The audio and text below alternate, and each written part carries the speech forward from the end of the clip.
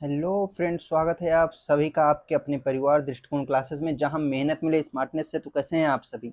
आशा करते हैं बहुत ही जानदार, शानदार और ज़बरदस्त होंगे और आप लोगों की पढ़ाई लिखाई, आप लोगों की तैयारी बहुत ही बेहतरीन तरीके से चल रही होगी। और इसी तैयारी को और भी बेहतर और आपका सिलेक्शन सुनिश्चित करने के लिए आप लोगों के सामने हमेशा की तरह लेकर आ चुके हैं पर्यावरण पारिस्थितिकी और साथ ही साथ आपदा प्रबंधन की बहुत ही बेहतरीन और इन्फोग्राफिक क्लास, जो कि ना तो आपको रटने की ज़रूरत पड़ती है ना तो याद करने की ज़रूरत पड़ती है। क्लास देखते ही सारी चीज़ें आपके अनकॉन्शियस माइंड में फिट हो जाती है। ये क्लास ना सिर्फ केवल लेखपाल के लिए है, बल्कि आपके आने वाली जो परीक्षा है यूपी टेट, उसके लिए भी ये क्लास बहुत ही महत्वपूर्ण हो जाता है। तो इस सेशन को अटेंड करना बिल्कुल मत भूलिएगा। और लेखपाल वाले बच्चों के लिए तो ये समझिए कि बिल्कुल सिलेक्शन वाली क्लास है। 10 नंबर का बात है कि नहीं? 10 नंबर की बात है। और 10 नंबर का यहाँ इस क्लास से, इस सारे सीरीज से आपका 10 नंबर पक्का हो जाएगा। तो चलिए देरी न करते हुए आज की जबरदस्त क्लास की शुरुआत करते हैं। और हम आपको बता दें, इसके साथ साथ हम कंटेंट करने के बाद हम करते हैं पीवाई की क्वेश्चन, जिससे हमें ये पता चल जाता है कि इस टॉपिक से आखिर कैसे क्वेश्चन पहले पूछे गए हैं और कैसे क्वेश्चन पूछे जा सकते हैं। तो इस सेशन को अटेंड करना बिल्कुल मत भूलिएगा। अगर ये सेशन पसंद आए तो लाइक शेयर सब्सक्राइब जरूर करिएगा। और हाँ, ऑफलाइन कमेंट करके जरूर बताइए कि ये सेशन आपको कैसे लगा। साथ ही साथ इसके अलावा भी हमारा एक और सेशन चलता है, जो कि यूपीजी के, जो कि आपको रिकॉर्डेड क्लास मिलती है, जिसमें बहुत ही बेहतरीन तरीके से हम आप लोगों के लिए क्लास लेकर आते हैं, जिसमें बेहतरीन मैप और इन्फोग्राफिक तरीके से सारा का सारा यूपीजी के बिल्कुल ट्रिक से आपके माइंड में, अनकॉन्शियस माइंड में फिट कर देते हैं। साथ ही साथ इसके अलावा बहुत ही बेहतरीन तरीके से कंप्यूटर की क्लास चलती है, जो कि बिल्कुल डीप में, मतलब जो आपके लेखपाल के एग्जाम ओरिएंटेड जो क्वेश्चन पूछे जाते हैं, जो क्वेश्चन पूछे जाएंगे, बिल्कुल वैसे क्लास चल रही है। तो उन दोनों क्लास को अटेंड करना बिल्कुल मत भूलिएगा। तो चलिए स्टार्ट करते हैं आज की जबरदस्त क्लास की। आज का जो हमारा क्लास है वो क्लास नंबर 10। और इससे पहले जो भी क्लास हुई है उसका प्लेलिस्ट का लिंक आपको नीचे डिस्क्रिप्शन बॉक्स में मिल जाएगा। साथ ही साथ अगर इसकी पीडीएफ चाहिए तो वो भी आपको नीचे टेलीग्राम ग्रुप पर मिलेगा, जिसका प्लेलिस्ट का जिसका लिंक आपको नीचे डिस्क्रिप्शन बॉक्स में मिल जाएगा। तो चलिए शुरुआत करते हैं आज की जबरदस्त क्लास को। सबसे पहले अगर हम बात करें कि आज पारिस्थितिकी तंत्र में हम देखेंगे कि और कौन कौन से पिरामिड होते हैं, मतलब और कौन से फूड चेन होते हैं, और फूड चेन से जो है कौन कौन से और पिरामिड बनते हैं। पिरामिड के इतिहास के बारे में जानेंगे हम, मतलब कि जो चार्ल्स एल्टन है हमारे, उनके बारे में जानेंगे। साथ ही साथ हम समुद्री परितंत्र के भी बारे में समझेंगे। तो चलिए शुरुआत करते हैं देरी न करते हुए। अगर हम बात करें, एक मिनट इसको हम सिलेक्ट कर लेते हैं। चलिए, कि अगर हम बात करें कि जो हमारा खाद्य श्रृंखला है उनके प्रकार कौन कौन से हैं, तो अगर हम बात करें कि सौर ऊर्जा के आधार पर इन खाद्य श्रृंखला को 3 भागों में बांटा गया है। सबसे नंबर 1 चरण खाद्य श्रृंखला, नंबर 2 सड़े गले पदार्थ वाले खाद्य श्रृंखला, मतलब जिसे हम कह सकते हैं अपरद खाद्य श्रृंखला, याद रखिएगा ना। तीसरा नंबर है हमारा परजीवी खाद्य श्रृंखला। चलिए अगर हम बात करें कि चरण खाद्य श्रृंखला कौन सी होती है, तो याद रखिएगा, चरण खाद्य श्रृंखला वो श्रृंखला होती है जिसकी शुरुआत किससे होती है? पेड़ पादप से होती है। और उसका जो मतलब जिसकी शुरुआत जो है वो पेड़ ओड़ों से होती है। किससे होती है? पेड़ से होती है उसकी शुरुआत। और खत्म कहाँ पर आता होता है?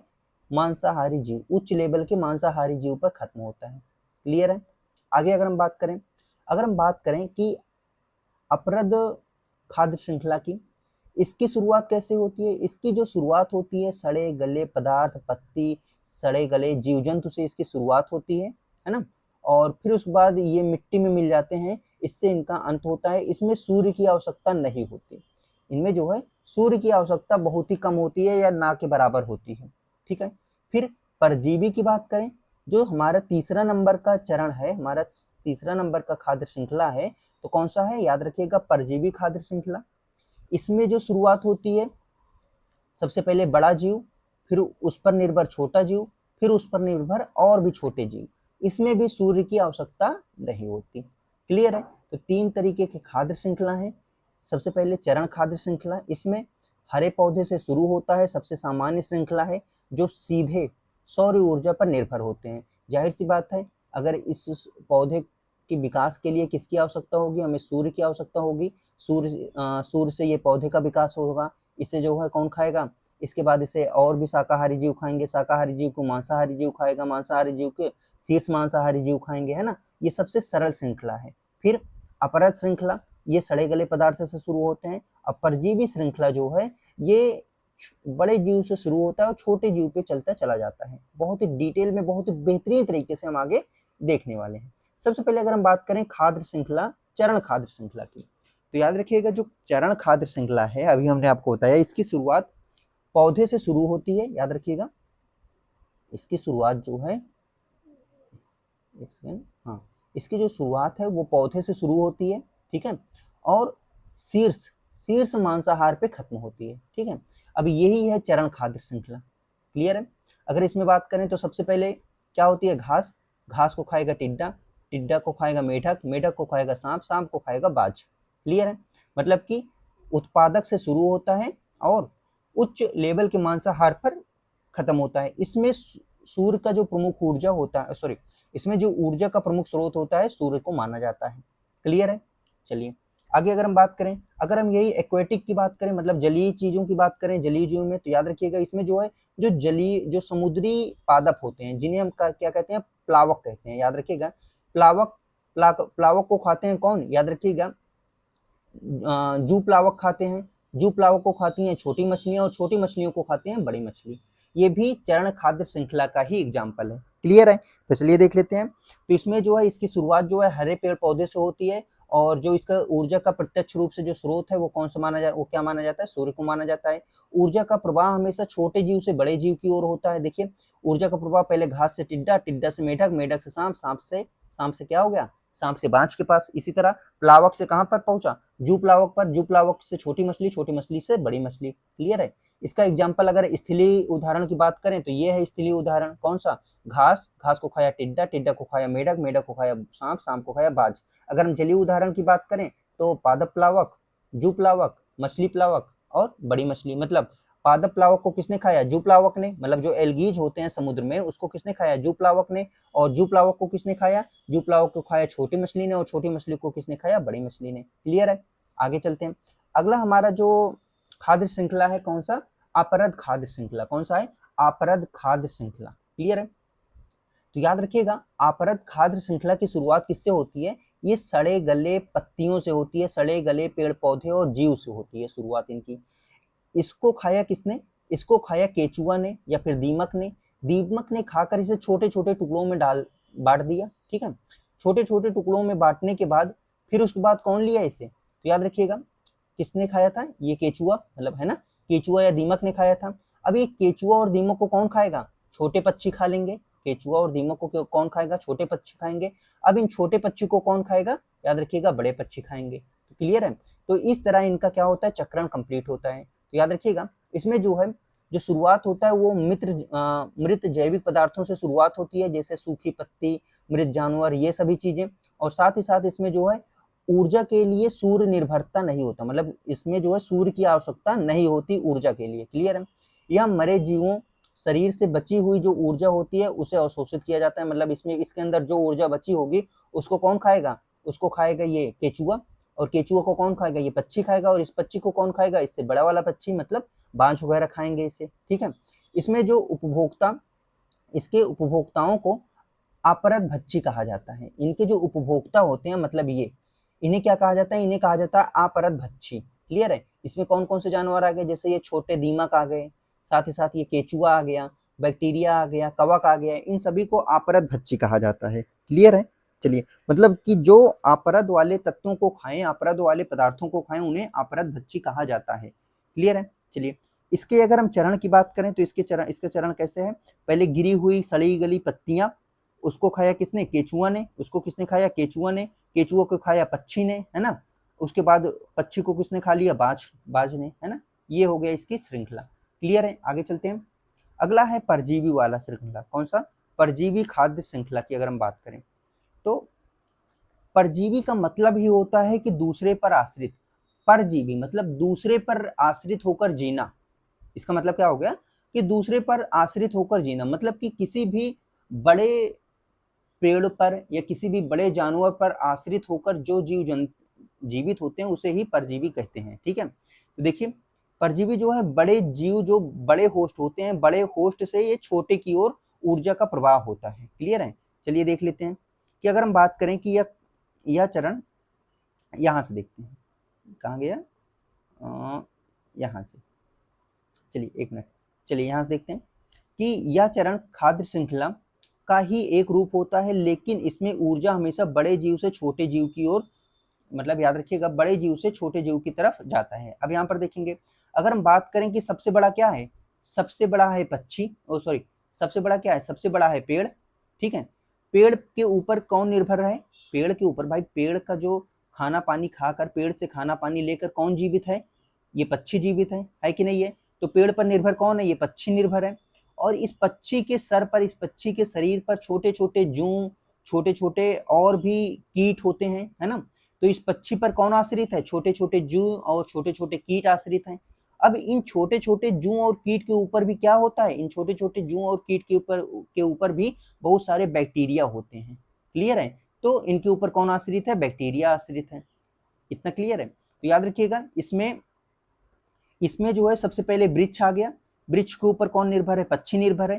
पक्षी के ऊपर कौन है, छोटे छोटे जू, पिस्सू, है ना, पिस्सू निर्भर है, मतलब इनके ऊपर पिस्सू पड़ा होता है। और इन पिस्सुओं के ऊपर भी कौन होता है, कवक और बैक्टीरिया होते हैं, क्लियर है। चलिए अब इसको देख लेते हैं। इसमें प्रवाह का जो क्रम होता है वो बड़े जीव से छोटे जीव की ओर चलता है।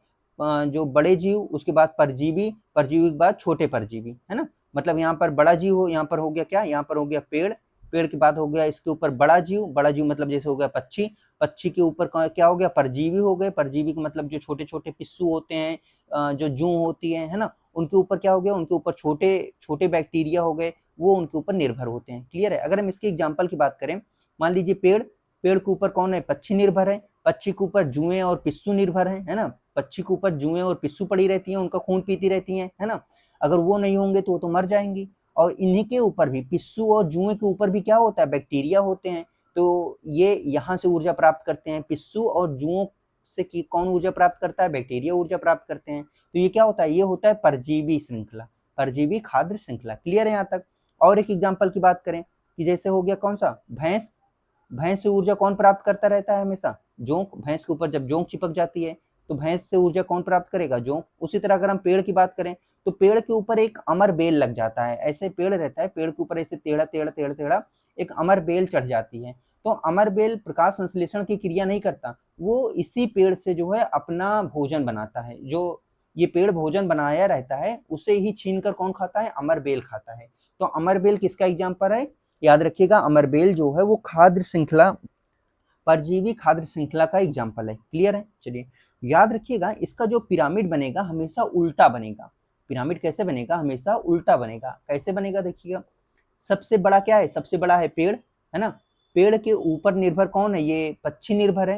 इन पक्षियों के ऊपर कौन निर्भर है, ये परजीवी निर्भर है, छोटे छोटे जू, पिस्सू, है ना, ये सब निर्भर है। अब इनके ऊपर भोजन के लिए कौन आश्रित है, ये छोटे छोटे जो बैक्टीरिया होते हैं वो आश्रित हैं। तो याद रखिएगा, परजीवी का जो श्रृंखला है हमेशा कैसे बनेगा, हमेशा उल्टा बनेगा। याद रखिएगा कैसे बनेगा, हमेशा उल्टा बनेगा, क्लियर है यहाँ तक। आगे चलते हैं। चलिए अब हम पिरामिड के इतिहास के बारे में बात कर लेते हैं। यहाँ से क्वेश्चन पूछा जाता है कि भाई पिरामिड के इतिहास की शुरुआत किसने की, किस चीज़ का पिरामिड सीधा बनता है, किस चीज़ का पिरामिड उल्टा बनता है, संख्या के पिरामिड कैसे बनता है, इन सभी के बारे में हम समझ लेते हैं, क्लियर है यहाँ तक। आगे चलते हैं। अगर हम बात करें सबसे पहले चार्ल्स डाल्टन, पिरामिड जो पारिस्थितिकी में पिरामिड की अवधारणा दी है, किसने दिया है, चार्ल्स डाल्टन ने दिया है। किसने, चार्ल्स डाल्टन ने पिरामिड की अवधारणा दी है। कब दिया है, 1927 ईस्वी में। कब दिया है, 1927 ईस्वी में। इन्होंने पोषण स्तरों के आधार पर 3D में क्या बनाया है, पिरामिड बनाया है, जिससे समझने में आसानी हो सके, ठीक है। पिरामिड 3 प्रकार के होते हैं, एक जैव भार का पिरामिड, दूसरा संख्या का पिरामिड, तीसरा ऊर्जा का पिरामिड। कौन कौन से होते हैं, जैव भार का पिरामिड मतलब कि एक जीव में कितना सूखा भार है, उसका मास कितना है, ठीक है। फिर उसके बाद संख्या का पिरामिड, संख्या के पिरामिड मतलब कि एक जंगल में किसकी संख्या कितनी अधिक है ना, हो गया संख्या के पिरामिड। फिर ऊर्जा का पिरामिड, फिर तीसरे नंबर पर ऊर्जा का पिरामिड, क्लियर है यहाँ तक। तो इन्होंने 3 पिरामिड दिया। तो यहाँ से हमने कौन कौन सी बातें देखी, पारिस्थितिकी तंत्र में कुल मिला के 3 पिरामिड दिया गया है। कौन कौन से, एक हो गया ऊर्जा का पिरामिड, एक हो गया संख्या का पिरामिड, है ना, एक हो गया संख्या का पिरामिड, दूसरा जैव भार का पिरामिड, क्या है, मास का पिरामिड, क्लियर है। 3 पिरामिडों के बारे में बताया है। किसने बताया है, तो याद रखिएगा किसने, डाल्टन ने बताया किसने? एल्टन ने बताया है, ठीक है। कब बताया? 1927 ईस्वी में बताया है, याद रखिएगा। क्लियर है यहाँ तक? आगे चलते हैं। सबसे पहले अगर हम बात करें ऊर्जा का पिरामिड, तो ऊर्जा की पिरामिड कैसे बनेगा? याद रखिएगा, ऊर्जा सबसे पहले, भाई सबसे पहले कितना ऊर्जा रहेगी? मान लीजिए 100% ऊर्जा रहेगी तो नीचे ही तो रहेगी। 100% के बाद जब एक पोषण स्तर से दूसरे पोषण स्तर पर ये ऊर्जा जाती है तो केवल 10% ही जाती है, बाकी का ऊर्जा जो है वो ऊष्मा में विलीन हो जाती है, ऊष्मा में नष्ट हो जाती है। तो मान लीजिए यहाँ पर 100% ऊर्जा है, इसका 10% चला गया तो यहाँ पर 10 हुआ, फिर इसका 10% ऊर्जा चला गया, फिर कम हो गया, कितना हो गया? 1% ऊर्जा ही गई, है ना। फिर इसका भी 10% चला गया, यहाँ पर 0.1% ऊर्जा पहुंची, है ना। क्या हुआ? पोषण स्तर में क्या हुआ? कमी होती, मतलब ऊर्जा में क्या होती गई? कमी होती गई। इसलिए पिरामिड कैसा बन गया? सीधा बन गया ऐसे, है ना। सबसे पहले सबसे अधिक ऊर्जा, फिर उससे कम, फिर उससे कम, फिर सबसे कम ऊर्जा। क्लियर है? चलिए, तो ऐसा ऊर्जा का पिरामिड हमेशा कैसा बनेगा? याद रखिएगा, ऊर्जा का पिरामिड हमेशा उल्टा बनेगा। कैसे? उल्टा बनेगा, याद रखिएगा। चलिए देख लेते हैं। 10% नियम का, जो पिरामिड का नियम किसने दिया था? याद रखिएगा, लिंडमैन साहब ने 10% ऊर्जा का नियम दिया था, जिसमें इन्होंने कहा था कि केवल 10% भाग ऊपर जाएगा, मतलब अपने पोषण स्तर से दूसरे पोषण स्तर में जाएगा, बाकी 90% ऊष्मा के रूप में नष्ट हो जाएगा। अगर हम यही बात करें जो कि कल हमने आपको बताया था, कि मान के चलिए, ये मानिए कि ऊर्जा का पिरामिड तो सीधा बनता है। यही अगर हम बात करें कि विषैले पदार्थ, मतलब जो विषैले पदार्थ का पिरामिड है वो कैसे बनेगा? वो याद रखिएगा हमेशा उल्टा बनेगा। कैसे बनेगा? उल्टा बनेगा। मान के चलिए कि यहाँ पर क्या है? यहाँ पर जल है, यहाँ पर जल है, और जल में क्या है? यहाँ पर देखिए, यहाँ पर मान के चलिए, यहाँ पर क्या है? यहाँ पर जल है। फिलहाल ये पिरामिड नहीं पूछता, मान के चलिए यहाँ पर जल है, यहाँ पर 100% क्या है? मान लीजिए यहाँ पर 1% हानिकारक या जहरीला तत्व है, जहरीला पदार्थ है जल के अंदर। फिर जल को जो छोटे जीव पानी पियेंगे, मच्छर उच्छर, उनके पास ज्यादा जहरीला पदार्थ पहुंचेगा। तो जो मच्छर को खाएंगे, कीट को खाएंगे, जैसे मेढक हो गए, उनके पास और जहरीला पदार्थ पहुंचेगा, है ना। कीड़े खाएंगे। उसके बाद मान लीजिए इसे मुर्गी ने खा लिया तो उनके पास, या मछली ने खा लिया, उनके पास और जहरीला पदार्थ पहुंच जाएगा। और उसी मछली को अगर मान लो मानव ने खा लिया तो उनके पास सबसे ज्यादा जहरीला पदार्थ पहुंचेगा, है ना। तो मान लीजिए ये जो टॉक्सिक लेवल है वो बढ़ेगा और एनर्जी लेवल हमेशा घटेगा। आगे चलते हैं। अगला है संख्या का पिरामिड। अगर हम संख्या की पिरामिड की बात करें तो याद रखिएगा, संख्या की पिरामिड भी कभी उल्टा बनता है, कभी सीधा बनता है। तो संख्या की पिरामिड में एक बात याद रखिएगा कि जो संख्या का पिरामिड है वो उल्टा भी बनेगा और सीधा भी बनेगा, और सीधा भी बनेगा, याद रखिएगा। अब ये उल्टा कब बनता है, सीधा कब बनता है, देख लेते हैं। अगर हम बात करें जो हमारा सामान्य पिरामिड होता है, याद रखिएगा, जिसमें सबसे पहले क्या आता है? सबसे पहले घास, हरे मैदान, है ना, और पेड़ पौधे ये आ गए। फिर उनके ऊपर छोटे जीव जंतु निर्भर होते हैं, है ना, जैसे खरगोश, है ना, खरगोश, छोटे छोटे कीट पतंगे, वो सब निर्भर होते हैं। फिर उसके बाद उनको खाते हैं मांसाहारी जीव, छोटे मांसाहारी जीव। फिर इन छोटे मांसाहारी जीव को कौन खाते हैं? याद रखिएगा, बड़े मांसाहारी जीव, टॉप लेवल के मांसाहारी जीव, जिसमें कौन आ गया? जैसे बाज हो गया, जैसे शेर हो गया, है ना, ये सभी खाते हैं। तो जो स्थल पर पिरामिड बनेगा, स्थल मतलब कि एक स्थल पे तो दोनों बनेगा, लेकिन जो संख्या का पिरामिड है वो उल्टा और सीधा दोनों बनेगा। यहाँ पर देखिए, सबसे पहले सबसे ज्यादा क्या है? याद रखिएगा, घास, पेड़ पौधे, ये तो बहुत अधिक होते हैं। फिर उसके बाद क्या होता है? कीट पतंगे, खरगोश, मतलब शाकाहारी जीव आते हैं। फिर उनके बाद संख्या किसकी है? फिर उनके बाद संख्या है ये मांसाहारी जीव की, जैसे लोमड़ी हो गया, गिद्ध हो गया, उल्लू हो गया, इन सभी की संख्या ज्यादा है। फिर उसके बाद सबसे कम संख्या किसकी है? शेर की संख्या कम है, या फिर सबसे जो टॉप लेवल पर बैठा है बाज की, इन सभी की संख्या सबसे कम है। क्लियर है? अगर यही हम बात करें कि उल्टा पिरामिड कब बनेगा, तो याद रखिएगा, यही अगर हम उसकी बात करें, यही अगर हम एक पेड़ की बात करें, तो एक पेड़ पर क्या क्या चीजें आश्रित होती है? भाई एक ही पेड़ है ना। एक पेड़ पर बहुत सारे पेड़ पौधे, मतलब बहुत सारे पक्षी आश्रित होते हैं। क्या होते हैं? बहुत सारे पक्षी आश्रित होते हैं कि नहीं होते हैं? मतलब एक पेड़ पर बहुत सारे पक्षी होते हैं, और बहुत सारे पक्षी के ऊपर बहुत सारे क्या होंगे? बहुत सारे जू होंगे, होंगे कि नहीं होंगे? बहुत सारे पिस्सू होंगे, बहुत सारे जू होंगे, और बहुत सारे जू के ऊपर बहुत सारे क्या होंगे? बैक्टीरिया होंगे। तो क्या हुआ? संख्या में सबसे ज्यादा कौन है? संख्या में सबसे ज्यादा बैक्टीरिया है। तो इस तरह जो है, जो संख्या का पिरामिड है वो सीधा भी बनता है, वो उल्टा भी बनता है। चलिए देख लेते हैं। यह पिरामिड विभिन्न पोषण स्तर पर मौजूद जीवों की कुल संख्या को प्रदर्शित करता है। भाई जो संख्या की पिरामिड है वो जीवों की संख्या प्रदर्शित करता है। ये सीधा उल्टा दोनों बनता है। अगर हम घास के मैदान की बात करें तो याद रखिएगा, जैसे स्थलीय परिस्थितिकी तंत्र में बनता है, ये उत्पादकों मतलब कि घास की संख्या सबसे अधिक होती है और सबसे कम जो है मांसाहार होते हैं। क्लियर है। अगर हम उल्टा पिरामिड कब बनता है तो याद रखिएगा, एक पेड़, अगर हम एक पेड़ का एग्जाम्पल लें तो एक पेड़ जो परितंत्र है उस पर बहुत सारे क्या होते हैं, बहुत सारे, कहा गया, हाँ, बहुत सारे पक्षी आश्रित होते हैं। साथ ही साथ उन पक्षी के ऊपर बहुत सारे परजीवी आश्रित होते हैं, जैसे जू हो गया, पिस्सू हो गया। उन पिस्सुओं के ऊपर बहुत सारे जो है जीवाणु आश्रित होते हैं। तो इस तरह संख्या का पिरामिड उल्टा और सीधा दोनों बनता है। क्लियर है। यहाँ से केवल एक ही लाइन समझनी है। आगे जैव भार का पिरामिड मतलब उनका जो सूखा भार होता है उस आधार पर अगर हम बात करें तो जैव भार का जो पिरामिड होता है ये भी कैसे बनता है, ये भी उल्टा और सीधा, उल्टा और सीधा दोनों बनता है। याद रखिएगा, बोथ उल्टा और सीधा दोनों बनता है। कैसे दोनों बनता है कि अगर हम जैव भार की बात करें स्थल पर, अगर हम जैव भार की बात करें स्थल पर, तो भाई स्थल पर सबसे ज्यादा क्या है, पेड़ पौधे, घास, है ना, हरी पत्तियां, ये सब चीजें ज्यादा है ना। तो इसका मतलब इनका जो जैव भार होगा वो भी बहुत अधिक होगा, वो भी क्या होगा, वो भी अधिक होगा। उसके बाद संख्या में कौन है, उसके बाद जो है शाकाहारी जीव हैं, तो इनका जैव भार फिर इससे इससे कम होगा, है कि नहीं, इनसे कम होगा, है ना। फिर उसके बाद क्या है, उसके बाद छोटे जीव हैं, छोटे मांसाहार जीव हैं, तो इनका जीव भार मतलब इनके बाद संख्या किसकी है, छोटे मांसाहार जीव की है कि नहीं है। तो इसका मतलब जो ये छोटे मांसाहार जीव हैं इनकी जो जैव भार होगा वो शाकाहारी जीव से कम होगा, है ना। फिर उसके बाद कौन है, फिर उसके बाद है ये उच्च लेवल के मांसाहार, जैसे गिद्ध हो गया, बाज हो गया, शेर हो गए, है ना। तो इनका जो जैव भार है इससे भी कम होगा, इससे भी कम होगा, इससे भी कम होगा, इनका जैव भार सबसे कम होगा। तो इसलिए क्या होगा, इसलिए ये जो पिरामिड है, जो स्थल का पिरामिड है, वो कैसे बनेगा, वो सीधा बनेगा। क्लियर है यहाँ तक। चलिए अब उल्टा कब बनता है, मतलब जैव भार का पिरामिड जो है उल्टा कब बनता है, उल्टा कब बनेगा तो याद रखिएगा जल में बनेगा। कब बनेगा, जल में। अगर हम जल की बात करें तो वहां पर उल्टा बनेगा। कैसे बनेगा, अगर हम बात करें कि सबसे कम मात्रा में कौन है, सबसे कम मात्रा में है समुद्री प्लावक। कौन है, समुद्री प्लावक। अब इन समुद्री प्लावक को बहुत ही कम मात्रा में है, उन्हें खाते हैं। समुद्री प्लावक को कौन खाते हैं तो याद रखिएगा जो ये समुद्री प्लावक होते हैं इन्हें छोटे छोटे कौन खाते हैं, छोटे छोटे जो जीव होते हैं वो खा लेते हैं। क्लियर है। तो इनकी संख्या और भी कम है, मतलब इन प्लावक से अधिक है ना। फिर उसके बाद इन्हें खाते हैं बड़े जीव। कौन खाते हैं इन्हें, इन्हें खाते हैं बड़े जीव, है ना। तो बड़े जीव अगर खाएंगे तो इनके क्या होगा, इनका जैव भार भी अधिक होगा, है कि नहीं है। अब फिर इन मछलियों को भी खाते हैं और बड़े जीव, जैसे व्हेल हो गया, है ना।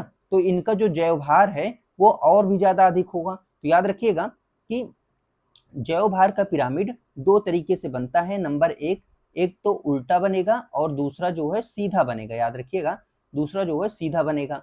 तो ये उल्टा कब बनेगा, उल्टा बनेगा जलीय में। जब हम जलीय जैव भार की बात करेंगे वहां पर पिरामिड उल्टा बनेगा, और जब हम स्थल की बात करेंगे तो वहां पर जो जैव भार का पिरामिड बनेगा वहां पर सीधा बनेगा। क्लियर है। चलिए देख लेते हैं। यह पिरामिड प्रत्येक पोषण स्तर पर मौजूद जीवों की कुल सूखा भार, कुल ड्राई भार मापता है।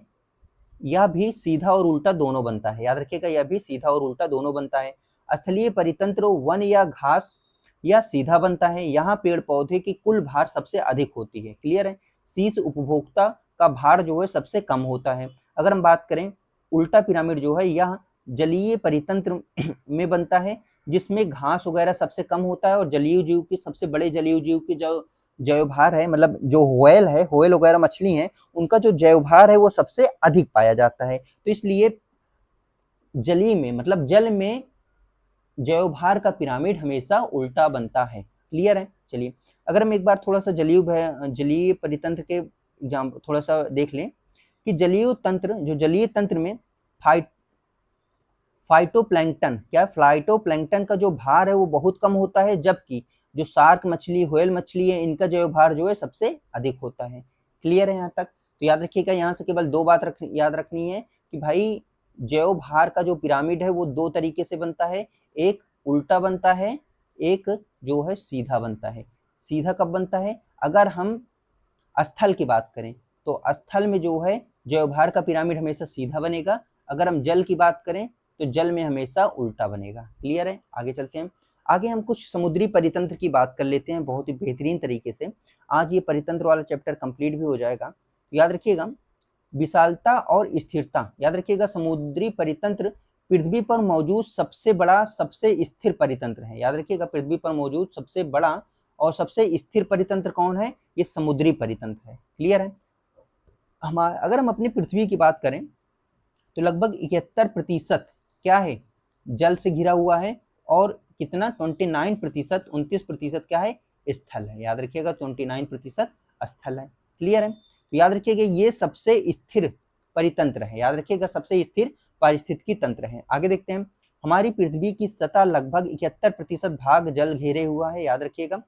आगे, जैविक घटकों का विभाजन की अगर बात करें कि समुद्री परितंत्र में मौजूद सभी, एक बार सभी है, सभी जीवित जीवों, जो जैविक घटक होते हैं, जैविक घटकों का मुख्य क्रम है। याद रखिएगा, सबसे, याद रखिएगा, उत्पादक है इसमें, फिर उसके बाद उपभोक्ता है, फिर अपघटक है। अब देख लेते हैं कौन, मतलब कि जल में, मतलब समुद्री परितंत्र में क्या क्या है? उत्पादक, उपभोक्ता और अपघटक। उत्पादक, उपभोक्ता, उपभोक्ता और अपघटक, तीन। क्लियर है? यहां तक आगे चलते हैं। चलो, अगर हम बात करें समुद्री परितंत्र की बात करें,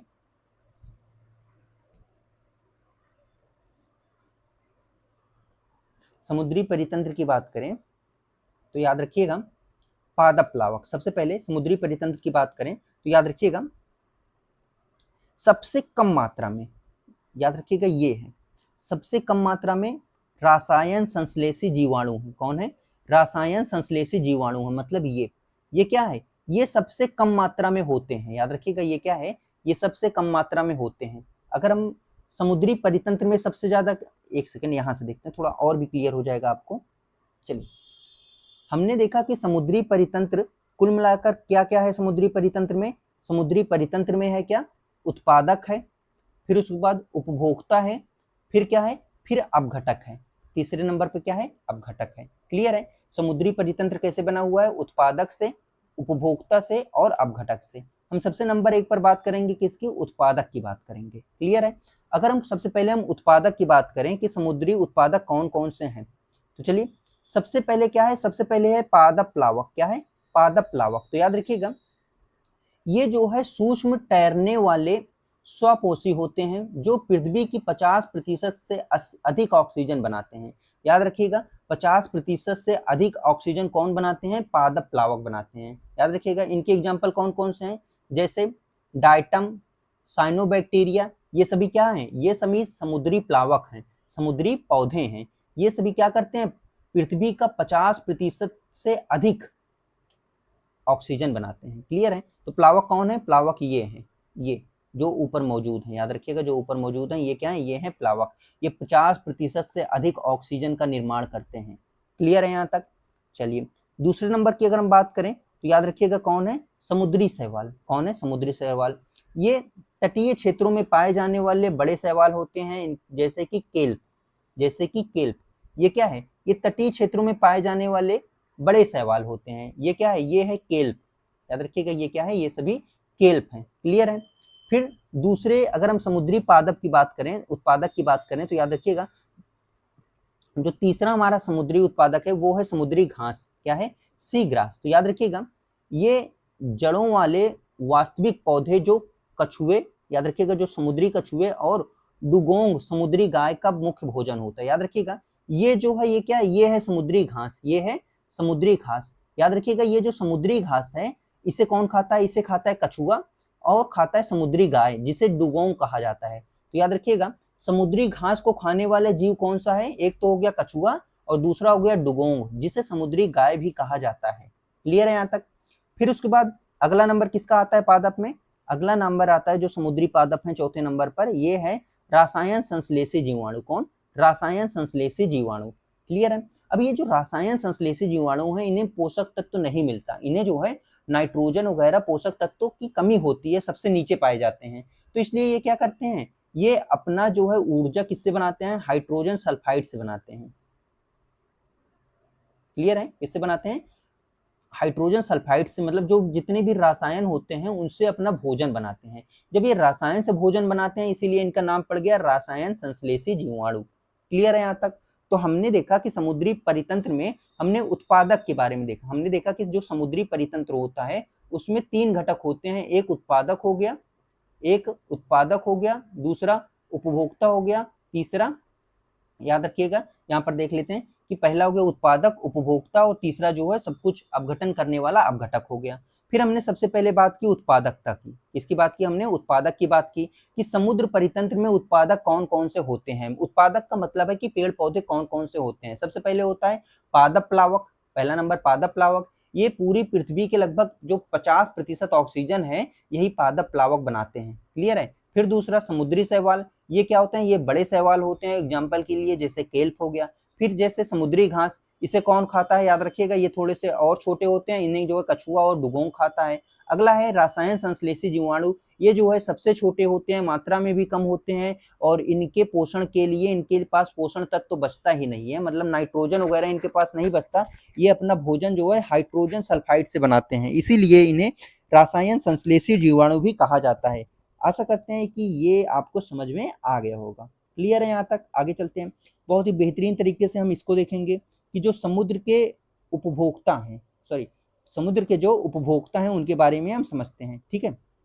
चलिए, प्राथमिक व द्वितीय उपभोक्ता की बात करें तो प्राथमिक उपभोक्ता शाकाहारी, जैसे कौन, जू प्लावक, कौन, जैसे जू प्लावक। भाई ये जो जू प्लावक होते हैं कहाँ गए, यही तो हैं, जो जू प्लावक होते हैं ये क्या खाते हैं, ये यही समुद्री घास वगैरह खाते हैं, है ना, समुद्री घास वगैरह यही सारी चीजें खाते हैं, याद रखिएगा। इसके अलावा हो गया जैसे कछुआ, कछुआ भी क्या है, ये उपभोक्ता है, ये भी शाकाहारी है, क्लियर है। चलिए आगे बात करें, द्वितीय उपभोक्ता की बात करें जो इन्हें खाते हैं। अगर हम दूसरे उपभोक्ता, सबसे पहले क्या था, सबसे पहले उत्पादक था, फिर उसके बाद क्या हो गया, उपभोक्ता। पहला उत्पादक में जैसे क्या हो गया, समुद्री शैवाल वगैरह हो गया, है ना, समुद्री शैवाल वगैरह हो गया। अगर हम उपभोक्ता की बात करें तो जैसे कौन हो गया, जैसे हमारा जू प्लावक हो गया, है ना, ये सभी क्या होते हैं, ये सभी जू प्लावक जो हैं यही खाते हैं, क्या, यही शैवाल वगैरह खाते हैं, क्लियर है। अगर हम बात करें कि दूसरे लेवल के उपभोक्ता की अगर हम बात करें, ये क्या करते हैं, ये जो है यही जू प्लावक को ही खा जाते हैं, क्या करते हैं, जू प्लावक को ही खा जाते हैं। जैसे कौन हो गए, जैसे हमारे स्टार फिश हो गया, ये सभी क्या करते हैं, जू प्लावक को ही खा जाते हैं, क्लियर है। फिर इसके ऊपर कौन आते हैं, इसके ऊपर आते हैं हमारे सबसे बढ़िया लेवल के जो हैं, कौन, जैसे हमारे हो गए शार्क हो गया, डॉल्फिन हो गया, व्हेल हो गया, बड़ी मछली हो गया, जो क्या करते हैं, जो इस स्टार फिश और छोटी बड़ी मछली को भी खा जाते हैं, क्लियर है। तो याद रखिएगा, शीर्ष उपभोक्ता की बात करें, अगर समुद्र में शीर्ष उपभोक्ता कौन है, शीर्ष उपभोक्ता कौन है भैया, शार्क, सबसे खतरनाक। तो याद रखिएगा ये समुद्र के सबसे बड़े शिकारी होते हैं। इनके प्रमुख उदाहरण की बात करें जैसे शार्क, डॉल्फिन, टूना, व्हेल, है ना, पेंगुइन, याद रखिएगा जो समुद्री पेंगुइन है। आगे चलते हैं, अगला है हमारा, अगर हम बात करें अपघटक की, तो याद रखिएगा ये मृतजीवी होते हैं, हमने आपको बताया ही है अपघटक क्या होते हैं, अपघटक मृतजीवी होते हैं जो मरे हुए जीवों को तोड़कर पोषक तत्व में बदल देते हैं और उसको वापस से पानी में मिला देते हैं, मतलब नाइट्रोजन और फास्फोरस में बदल देते हैं और वापस नाइट्रोजन और फास्फोरस को पानी में मिला देते हैं। जीवाणु और कवक, जीवाणु मुख्य समुद्री अपघटक हैं, जबकि कवक जो है मुख्य रूप से मैंग्रोव और तटीय क्षेत्रों में पाए जाते हैं। जो कवक हैं मैंग्रोव और तटीय क्षेत्रों में पाए जाते हैं, जो कि जीवाणु है वो समुद्र का मुख्य अपघटक है, क्लियर है। यहाँ से हमने क्या चीजें देखी, यहाँ से हमने देखा समुद्र के उत्पादक, उपभोक्ता, द्वितीय लेवल के उपभोक्ता और लास्ट अपघटक के बारे में हमने देखा, क्लियर है। आगे चलते हैं, चलिए अभी तक हमने जितना पढ़ा एक बार क्या करते हैं उसको समराइज कर लेते हैं, अच्छे से रिवीजन कर लेते हैं, ताकि जो भी हमारे माइंड में इधर उधर सटक रहा है, खिसक रहा है, वो अच्छे से सेव हो जाए, है ना। चलिए हमने देखा खाद्य श्रृंखला के बारे में। पहले हमने देखा कि जो पहला चरण खाद्य श्रृंखला है जो पौधे से शुरू होता है, जिसमें मेन क्या है, मेन होता है सूर्य, फिर हमने देखा डिकम्पोजर वाले खाद्य श्रृंखला के बारे में, जिसमें मेन चीज क्या होता है, मृत पौधे मृत जीव होता है, मृत पौधे मृत जीव से जो है शुरुआत होता है। फिर हमने देखा परजीवी वाले के बारे में, जिसमें सबसे बड़े जीव से शुरुआत होता है और सबसे छोटे जीव की ओर ट्रांसफर होता है ऊर्जा का, क्लियर है। फिर हमने देखा पारिस्थितिकी पिरामिड के बारे में। पारिस्थितिकी पिरामिड के बारे में किसने बताया था, डाल्टन ने बताया था। किसने, आगे चलते हैं, डाल्टन साहब ने बताया था। आगे इसमें जो है ऊर्जा का पिरामिड क्या होता है, हमेशा सीधा बनता है, 10% का नियम इसमें लगता है, जो कि लिंडमैन साहब ने दिया था। किसने दिया था, जो है लिंडमैन साहब ने दिया था। ठीक है, आगे संख्या का पिरामिड हमने देखा, उल्टा सीधा दोनों बनता है। व्यवहार का पिरामिड उल्टा सीधा दोनों बनता है। अगर हम यही बात करें समुद्री परितंत्र की, सबसे बड़ा परितंत्र है, 71% भाग पृथ्वी की 71% भाग पर क्या है, जल ही जल है, सबसे बड़ा परितंत्र है, एक तरीके से माना जाता है। अगर हम बात करें कि इसमें भी क्या होता है, इसमें उत्पादक होता है, उपभोक्ता होता है, अपघटक होता है। उत्पादक की बात करें जैसे फ्लाइटोप्लैंक्टन है ना, रसायन संश्लेषी, समुद्री शैवाल, ये सभी क्या हो गए, ये सभी समुद्री उत्पादक हो गए। उपभोक्ता की बात करें जैसे जू प्लावक हो गया है ना, जू प्लावक से लेकर जो है, भाई जू प्लावक कौन खाएगा, इसे खाएगा है ना। द्वितीय लेवल के उपभोक्ता की बात करें तो जैसे स्टार फिश हो गया है ना, ये सभी क्या करेंगे, ये सभी जू प्लावक को खाकर अपना पेट भरेंगे। उसके बाद जो है स्टार फिश वगैरह और छोटी मछली को कौन खाएगा, व्हेल है ना, व्हेल, शार्क, ये सभी खा लेंगे। और जो जीवाणु होता है वो समुद्र का मुख्य अपघटक होता है। क्लियर है, चलिए थोड़ा सा और रिवीजन कर लेते हैं। यहाँ से रिवीजन हम क्या करें, जो हमारे चार्ल्स एल्टन थे, डाल्टन नहीं सॉरी एल्टन, जो हमारे चार्ल्स एल्टन थे, उन्होंने पिरामिड की संरचना के बारे में बताया था। कब, 1927 ईस्वी में पिरामिड की अवधारणा दी। इन्होंने जो है क्या बताया था, एक संख्या का पिरामिड जो कि पेड़ के आधार पर हमेशा क्या होगा, सीधा होगा, याद रखिएगा।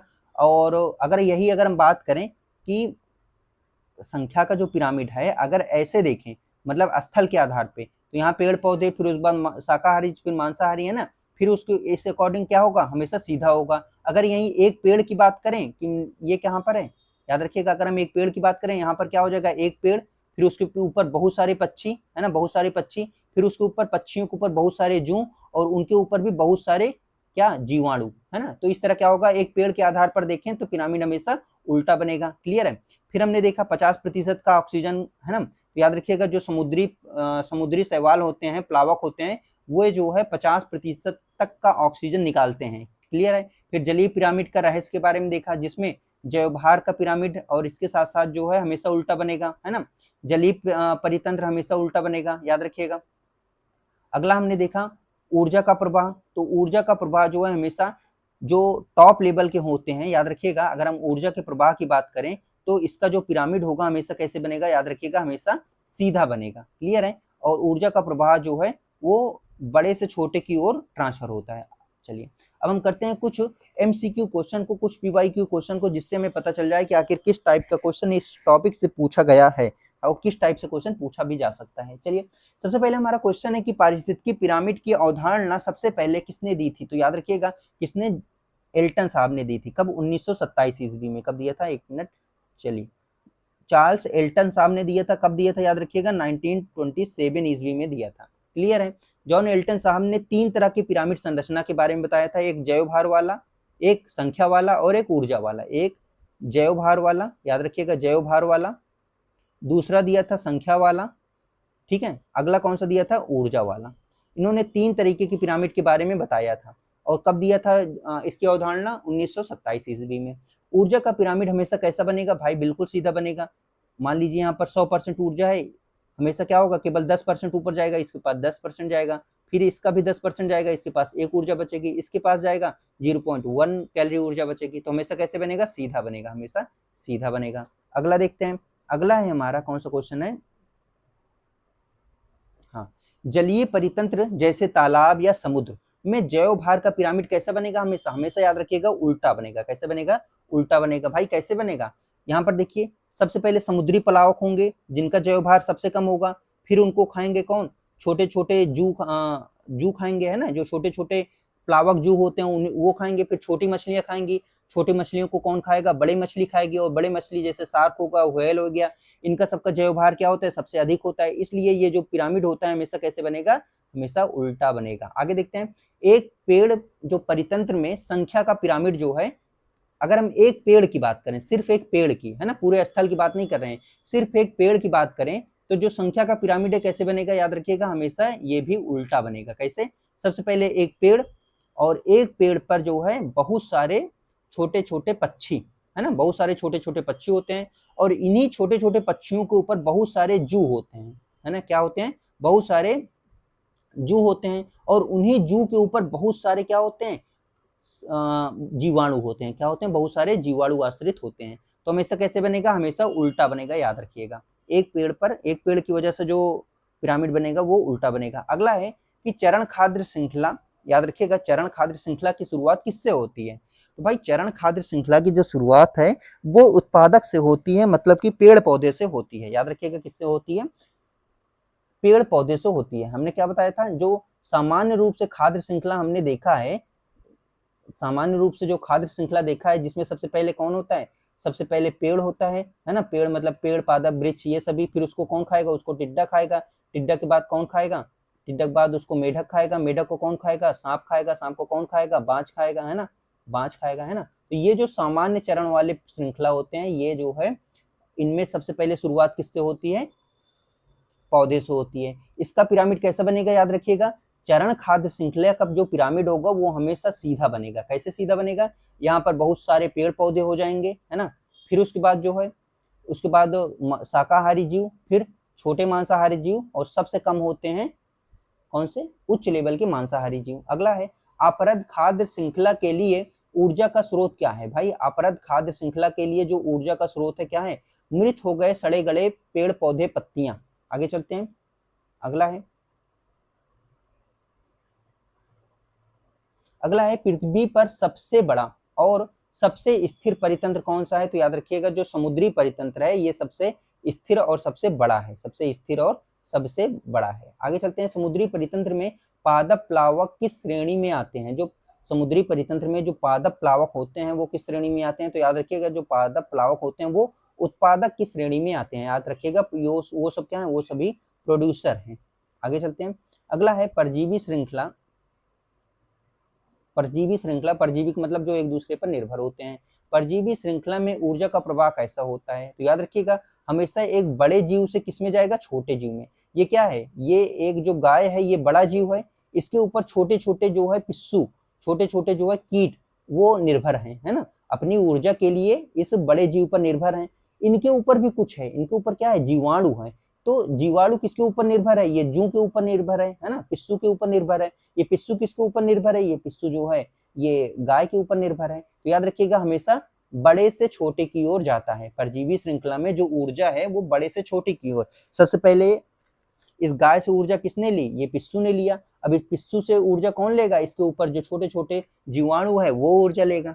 क्लियर है। आगे, गहरे समुद्र में जहां सूर्य का प्रकाश नहीं पहुंच पाता वहां उत्पादक ऊर्जा कैसे कैसे बनता है। तो याद रखिएगा वहां पर कौन से उत्पादक ऊर्जा बनते हैं, रासायन संश्लेषण। क्लियर है, रासायन संश्लेषण बनते हैं। आगे चलते हैं, अगला है हमारा कि जलीय खाद्य श्रृंखला में सही क्रम का पहचान करिए। भाई जलीय खाद्य श्रृंखला की बात हो रही है तो याद रखिएगा सबसे पहले क्या होते हैं, पादप प्लावक, फिर जू प्लावक। पादप प्लावक को कौन खाते हैं, जू प्लावक। जू प्लावक को छोटी मछली खाएंगी, छोटी मछली को बड़ी मछली खाएगी। तो याद रखिएगा जलीय खाद्य श्रृंखला में सही क्रम ऑप्शन नंबर बी। अगला है निम्नलिखित में से कौन सा अपरद भक्षी का एक प्रमुख उदाहरण है। तो भाई अपरद भक्षी कौन है, केचुआ, दीमक, है ना, ये सभी क्या है, ये सभी है अपरद भक्षी। क्यों अपरद भक्षी हैं, क्योंकि ये अपरद वाले पदार्थ को खाते हैं जो अपर्दन किया जाए, मतलब जिनका क्षय होना है, जो मृत हो गए हैं, मतलब गले सले गले, मतलब सड़े गले जो पेड़ पौधे और इसके साथ साथ जो वृक्ष होते हैं, जो पत्ती होती है उन्हें खाते हैं। क्लियर है। आगे, इसीलिए इन्हें अपरदहारी भी कहा जाता है। अगला है वह खाद्य श्रृंखला जो प्रत्यक्ष रूप से सौर ऊर्जा पर निर्भर नहीं होता है। तो भाई सौर ऊर्जा पर निर्भर कौन सा नहीं होता है, ध्यान से देखेंगे। चलिए, अगर हम चरण श्रृंखला की बात करें तो इसकी शुरुआत किससे होती है, इसकी शुरुआत पादप से होती है। किससे, पादप से। और पादप का जो मुख्य स्रोत क्या होता है, सूर्य से होता है। तो कहीं ना कहीं जो चरण खाद्य श्रृंखला है उनकी शुरुआत सूर्य से होती है, वो जो है सूर्य पर निर्भर होते हैं, बिल्कुल नहीं ये होगा। अगला, जलीय जीव की बात करें तो इसमें भी जो प्लावक होते हैं, जो जलीय फाइटोप्लैंटन होते हैं, वो सभी क्या होते हैं, वो सभी अपनी ऊर्जा के लिए सूर्य पर वो भी निर्भर होते हैं। ठीक है। परजीवी की बात करें तो ये भी कहीं ना कहीं किस पर निर्भर होते हैं, परजीवी जो है ये भी सूर्य पर। अच्छा, क्या कह रहा है कि कौन सा नहीं है, ये नहीं होगा, बिल्कुल बिल्कुल जलीय वाला भी नहीं होगा। यहाँ पर देखिए क्या है कि निम्नलिखित में से जो प्रत्यक्ष रूप से सौर ऊर्जा पर निर्भर नहीं है। तो भाई प्रत्यक्ष रूप से सौर ऊर्जा पर निर्भर कौन सा नहीं है, सही है, सही है। तो कौन सा होगा, अपरद। याद रखिएगा अपरद खाद्य श्रृंखला जो है ये सूर्य पर इनकी कोई निर्भरता नहीं होती। कैसे नहीं होती, ये जो है क्या है, जो जो सड़े गले, जो सड़े गले पत्ती हैं, है ना, जो सड़े गले जो हैं पत्ती हैं, सूख गए हैं, सड़ गल गए हैं, उनको कौन खाएगा, उनको खाएगा केचुआ। कौन खाएगा उनको, जो है ये हो गया केचुआ। केचुआ खाएगा। अब केचुआ को कौन खाएगा? केचुआ को खाएगा छोटे पक्षी, छोटे पक्षी खाएंगे, ये बन गया छोटे पक्षी, है ना, ये बन गया छोटे पक्षी, ये खाएगा। अब इस छोटे पक्षी को कौन खाएगा? इस छोटे पक्षी को खाएगा बड़ा पक्षी, बड़ा जो है ये मतलब ये बड़ा पक्षी खाएगा, मछली जैसा दिख रहा है, मान के चलिए पक्षी है। आगे चलते हैं। घास के मैदान के परितंत्र में संख्या का पिरामिड कैसा होता है? भाई घास के मैदान में संख्या का पिरामिड कैसा होगा? सबसे ज्यादा क्या होगी? घास होगी, सबसे ज्यादा, सबसे अधिक, सबसे मात्रा में घास होगी। फिर उसके बाद घास को खाने वाले छोटे छोटे बहुत सारे जानवर होंगे, जैसे हिरण हो गया, खरगोश हो गया, तेंदुआ, है ना, ये सभी हो गए। अभी इन सभी को खाने वाला जंगल का एक ही राजा है, कौन है? शेर। तो याद रखिएगा हमेशा सीधा बनेगा, क्या है? सीधा बनेगा। अगला देखेंगे। अगला हमारा क्वेश्चन है कि चार्ल्स डाल्टन ने पारिस्थितिकी पिरामिड की अवधारणा किस वर्ष दी थी? 1927 में। कब दिया था? 1927 में दिया था। आगे चलते हैं। अगला है हमारा कि पृथ्वी के वायुमंडल की, याद रखिएगा, पृथ्वी के वायुमंडल की 50% से अधिक ऑक्सीजन कौन उत्पादन करता है? तो याद रखिएगा कौन उत्पादन करता है 50% से अधिक ऑक्सीजन? तो याद रखिएगा जो पादप प्लावक होते हैं, याद रखिएगा वो करते हैं। अगला है समुद्री कछुए और डुगोन, समुद्री गाय, जिसे डुगोन को क्या कहा जाता है? समुद्री गाय कहा जाता है, का मुख्य भोजन क्या होता है? वो मछली खाते हैं? नहीं। वो क्या खाते हैं? समुद्री घास खाते हैं, बिल्कुल समुद्री घास खाते हैं, न केकड़ा खाते हैं, न डॉल्फिन खाते हैं। अगला है मैंग्रोव और तटीय क्षेत्रों में मुख्य रूप से कौन सा अपघटक के रूप में पाया जाता है? तो क्या पाया जाता है मैंग्रोव में? तो मैंग्रोव में कवक पाया जाता है। क्या पाया जाता है? मैंग्रोव में कवक पाया जाता है। आगे देखते हैं। मतलब अब मैंग्रोव वन में अपघटनकर्ता के रूप में कौन पाया जाता है? कवक पाया जाता है। अगला है हमारा कि एक परजीवी श्रृंखला में सबसे अंत में कौन होता है? तो भाई सबसे अंत में कौन होगा? परजीवी वाले की बात करें, ये मान के चलिए किसके ऊपर निर्भर है? ये मान के चलिए ये जो है पक्षी के ऊपर निर्भर है, और पक्षी किसके ऊपर निर्भर है? पक्षी जो है पेड़ के ऊपर निर्भर है। क्लियर है? तो सबसे पहले हो गया पेड़, फिर पक्षी, पक्षी के ऊपर ये जू, और जू के ऊपर क्या है वही पूछ रहा है। तो याद रखिएगा जू के ऊपर क्या होते हैं? छोटे छोटे परजीवी, छोटे छोटे जो है बैक्टीरिया होते हैं। क्लियर है? आगे चलते हैं। अगला है हमारा कि स्थलीय परितंत्र में जैव भार का पिरामिड कैसा होता है? भाई जैव भार का पिरामिड कैसा होता है? स्थलीय में बात हो रही है। तो सबसे ज्यादा जैव भार किसमें होता है? लकड़ी में, है ना, लकड़ी में सबसे ज्यादा जैव भार होगा, पेड़ पौधे में होगा, फिर शाकाहारी जीव में होगा, फिर उससे कम मांसाहारी, फिर एक ही शीर्ष है, एक ही शीर्ष मांसाहार है ना, मतलब कि, या फिर जो आपका शेर हो गया, या फिर आपका बांझ हो गया, मतलब बहुत ही कम होते हैं शीर्ष मांसाहार। तो इसलिए हमेशा कैसा बनेगा? सीधा बनेगा। कैसा बनेगा? सीधा बनेगा। अगला है हमारा, अगला है गहरे समुद्र में रासायन संश्लेषी जीवाणु, याद रखिएगा रासायन संश्लेषी जीवाणु ऊर्जा के लिए किस रसायन का मुख्य रूप से उपयोग करते हैं? तो किसका करेंगे मुख्य रूप से उपयोग? हाइड्रोजन सल्फाइड का। किसका? हाइड्रोजन सल्फाइड का। ये डायरेक्ट वन लाइनर है, याद रखिएगा कि जो गहरे समुद्र में रासायन संश्लेषी जीवाणु पाए जाते हैं वो ऊर्जा के लिए किसका उपयोग करते हैं? रसायन का उपयोग करते हैं। कौन से रसायन का उपयोग करते हैं? हाइड्रोजन सल्फाइड का इस्तेमाल करते हैं। आगे चलते हैं। इनमें से कौन समुद्री परितंत्र का शीर्ष उपभोक्ता है? भाई समुद्री परितंत्र का सबसे शीर्ष उपभोक्ता कौन सा है? व्हेल या फिर शार्क, है ना। सबसे पहले कौन आएगा? सबसे पहले समुद्री घास आएगा, या जिसे केल्प कहा जाता है, वो आएंगे। फिर उसके बाद कौन आएगा? उसको खाएगा जू प्लावक। ठीक है, जू प्लावक को कौन खाएगा? छोटे छोटे स्टार फिश खाएंगे, छोटी छोटी मछलियां खाएंगी। मछलियों को कौन खाएगा? सबसे बड़े शार्क या फिर व्हेल खाएगा, है ना। आगे चलते हैं। अगला है हमारा कि जू प्लावक समुद्री परितंत्र में किस पोषण स्तर पर से संबंधित है? भाई जो जू प्लावक होते हैं वो दूसरे नंबर पे आते हैं, मतलब जो हमारे उत्पादक है उसे खाने वाला कौन है? जू प्लावक। तो याद रखिएगा वो जो है प्राथमिक उपभोक्ता होते हैं। सबसे पहले कौन होता है? सबसे पहले हमारा समुद्री घास होता है, समुद्री घास होता है, ठीक है, उसको खाएगा जू प्लावक। तो जू प्लावक क्या हो गया? पहले नंबर, मतलब प्राथमिक उपभोक्ता हो गया। क्लियर है? फिर जू प्लावक को कौन खाएगा? स्टारफिश खाएंगे, स्टारफिश, स्टारफिश खाएंगे, छोटी छोटी मछलियां खाएंगी, है ना, फिश खाएंगे। क्लियर है? तो ये क्या हो गए? ये हो गए द्वितीय उपभोक्ता, है ना। साथ ही साथ इसके बाद क्या होगा? इसके बाद शीर्ष उपभोक्ता कौन हो गए? बड़े बड़े जो मछलियां हो गई वो हो गए हमारे शीर्ष उपभोक्ता। क्लियर है? आगे चलते हैं। अगला है हमारा मृत जीवी किसे कहा जाता है? तो भाई मृत जीवी किसे कहा जाता है? शीर्ष मांसाहार को नहीं, उत्पादक को नहीं। उत्पादक क्या होते हैं? उत्पादन जो होते हैं पेड़ पौधे ये सभी होते हैं। शीर्ष मांसाहार जैसे हो गया कौन सा हमारा हो गया? बांझ हो गया, है ना, और इसके साथ साथ लायन हो गया, है ना, बाघ हो गया, ये सभी हो गए। अपघटक, याद रखिएगा अपघटकों को क्या कहा जाता है? मृत जीवी कहा जाता है। याद रखिएगा अपघटकों को मृत जीवी कहा जाता है। शाकाहारी क्या होते हैं? जैसे बकरी हो गया, हिरन हो गया, ये सभी शाकाहारी होते हैं। आगे चलते हैं।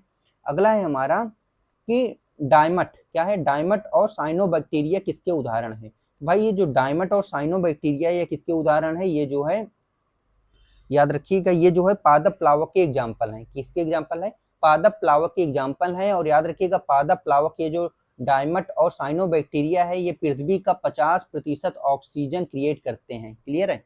आगे अब क्या है, ये है जू प्लावक जो कि समुद्री घास को खाते हैं। आगे चलते हैं। अगला है अपरद खाद्य श्रृंखला में, जो डिकम्पोजर वाला खाद्य श्रृंखला है उसमें प्राथमिक उपभोक्ता कौन होते हैं। तो भाई जो इसमें प्राथमिक, इसमें क्या होता है, सबसे पहले क्या होता है नंबर 1 पे जो सड़े गले क्या होते हैं, पत्ती होती है, याद रखिएगा पेड़ पौधे का पत्ती होता है। फिर उसके बाद दूसरे नंबर पर कौन होता है, केचुआ होता है ना, ये केचुआ होता है, याद रखिएगा। और उसके बाद क्या होता है, उसको छोटी पक्षी खाती है ना, छोटी पंछी खा लेते हैं। अभी छोटी पंछी को कौन खाता है, याद रखिएगा बड़े पंछी मतलब बाज वगैरह खा लेते हैं। तो क्या पूछ रहा है कि प्राथमिक उपभोक्ता कौन है, तो प्राथमिक उपभोक्ता कौन है, केचुआ। तो याद रखिएगा क्या है यहाँ पर, केचुआ तो है नहीं, क्या होगा, अपरदभक्षी जीव। क्या होता है, अपरदभक्षी जीव। इन्हें क्या कहा जाता है, इन्हें कहा जाता है अपरदभक्षी जीव कहा जाता है। क्लियर है यहाँ तक। चलिए आगे चलते हैं। अगला है हमारा केल्प क्या है। केल्प एक तरीके का जो केल्प होता है वो क्या है, तो याद रखिएगा एक प्रकार का शार्क है, नहीं, एक विशाल समुद्री शैवाल है, या फिर क्या है, एक जीवाणु है, या फिर एक गहरी समुद्री मछली है। समुद्री मछली कोई बात ही नहीं है, जीवाणु भी नहीं है। याद रखिएगा केल्प क्या है, एक विशाल समुद्री घास है, लंबी लंबी लगी रहती है। अगला है किसी भी पारिस्थितिकी तंत्र में, किसी भी पारिस्थितिकी तंत्र में याद रखिएगा पिरामिड बनाते समय आधार पर हमेशा किसे रखा जाता है। किसी भी पारिस्थितिकी तंत्र में याद रखिएगा, थोड़ा सा कॉन्सेप्ट बेस्ड क्वेश्चन है कि किसी भी पारिस्थितिकी तंत्र में पिरामिड बनाते समय सबसे नीचे, आधार पर मतलब सबसे नीचे किसे रखा जाता है, तो याद रखिएगा सबसे नीचे किसे रखा जाता है। आप सोचिए क्या मांसाहार को रखा जाता है, नहीं, ये तो सबसे ऊपर रहता है ना, याद रखिएगा। अब घटक को रखा जाता है, इनका स्थान नहीं है। उत्पादक को रखा जाता है या प्राथमिक उपभोक्ता को, प्राथमिक उपभोक्ता तो दूसरे नंबर पर आते हैं। पहले नंबर पर सबसे नीचे कौन आता है, तो याद रखिएगा सबसे नीचे जो है आता है उत्पादक। कौन आते हैं, उत्पादक, मतलब पेड़ पौधे, हरे पौधे, वृक्ष, ये सभी आते हैं। फिर प्राथमिक उपभोक्ता आते हैं, फिर उसके बाद शीर्ष उपभोक्ता आते हैं। क्लियर है। चलिए इसके अकॉर्डिंग जो है शीर्ष उपभोक्ता आएंगे। क्लियर है। तो आज का जो हमारा सेशन था वो यहीं तक था। आशा करते हैं कि आज का सेशन आपको बेहद पसंद आया होगा। अगर पसंद आया हो तो लाइक शेयर सब्सक्राइब जरूर करिएगा। और हाँ, एक कमेंट बॉक्स कर मतलब एक ऑफलाइन कमेंट जरूर करिएगा कि ये सेशन आपको कैसा लगा, क्या चीजें समझ में नहीं आई और क्या चीजें आप लोगों के लिए और भी बेहतर किया जा सकता है। कहीं ना कहीं आपके लेखपाल एग्जाम तक ये पूरा सिलेबस, ये पूरा सेशन आपका कंप्लीट हो जाएगा। तो बने रहिए टीम दृष्टिकोण के साथ, जहां पर सिर्फ और सिर्फ आपके सिलेक्शन की बात होती है, आपके सिलेक्शन के लिए काम किया जाता है। तो चलिए याद रखिएगा, ये आप बहुत ही बेस्ट कंटेंट के साथ चल रहे हैं, मतलब बहुत ही बेस्ट कंटेंट पढ़ रहे हैं। ये ऐसे नॉर्मल नहीं आता, इसको लाने के लिए घंटों घंटों एनालिसिस करना पड़ता है कि बिल्कुल कम समय में क्या चीजें प्रोवाइड कर दिया जाए कि जहां से डायरेक्ट क्वेश्चन देखने को मिल जाता है। आप यहाँ पर 28 पीवाई की क्वेश्चन लगाए हैं। सोचिए कि ऐसा कौन सा क्वेश्चन था जो कि आपके कॉन्सेप्ट के अंदर से नहीं था। सारे क्वेश्चन जो है पूछे गए हैं इसी कॉन्सेप्ट के अंदर से, है कि नहीं। तो कहीं ना कहीं ये कंटेंट एनालिसिस का ही दम है कि सारे क्वेश्चन यहाँ से मिल रहे हैं। अगर ईश्वर ने चाहा तो आपका क्वेश्चन, आप यहाँ से डायरेक्ट कंटेंट में से डायरेक्ट क्वेश्चन देखने को मिलेगा। तो चलिए इसी के साथ हंसते रहिए, मुस्कुराते रहिए, अपना ख्याल रखिए, माँ बाप का ख्याल रखिए। Thank you for watching. और हाँ, एक लाइक जरूर करिएगा और शेयर जरूर करिएगा और एक ऑफलाइन कमेंट जरूर करिएगा कि ये क्लास आपको कैसे लगी।